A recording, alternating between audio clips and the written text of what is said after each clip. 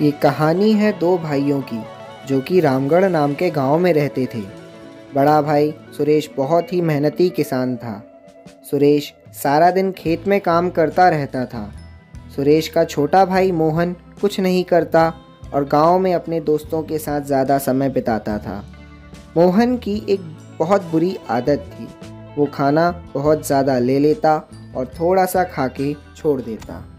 बस बस मेरा पेट भर गया। सुरेश मोहन की इस आदत से बहुत परेशान था। वो एक बहुत ही मेहनती किसान था। वो जानता था कि अन्न की कीमत क्या होती है, तो उसने मोहन को सबक सिखाने के लिए एक तरीका सोचा।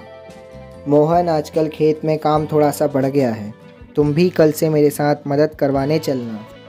ठीक है भैया, मैं कल सुबह ही आपके साथ खेत चलूँगा। दोनों भाई अगले ही दिन सुबह ही खेत की तरफ चल देते हैं। दोनों कुछ ही देर में खेत पहुंच जाते हैं। आज खेत में जुताई का काम करना है। भैया, वो क्या होता है? हमें खेत में बीज डालने के लिए पहले खेत को खोदना होता है। मोहन और सुरेश दोनों ही खेत की जुताई में लग जाते हैं। खेत में काम करते करते मोहन थोड़ी ही देर में थक जाता है। तभी सुरेश मोहन से कहता है, मोहन, जाकर जंगल से कुछ लकड़ियाँ काट लाओ। नहीं भैया, अब मुझसे और काम करना नहीं हो पाएगा, मैं बहुत थक गया हूँ।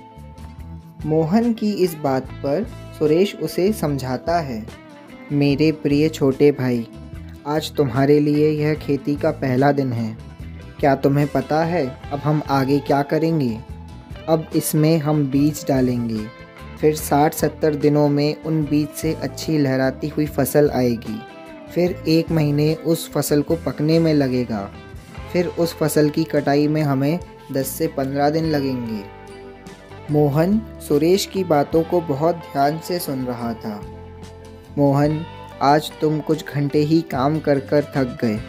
पूर्ण अन्न बनने में काफ़ी समय और मेहनत लगती है। मोहन, तुम्हें 1 मिनट लगता है खाना फेंकने में, लेकिन हमें महीनों लग जाते हैं इस खाने को खाने लायक बनाने में। अन्न की बर्बादी सबसे बड़ा पाप है जीवन में। सुरेश की बातें सुनकर मोहन को उसकी गलती का एहसास हुआ।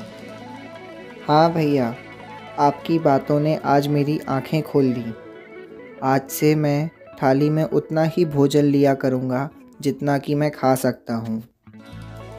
मोहन को उसका सबक मिल चुका था, फिर उसने कभी खाना नहीं फेंका।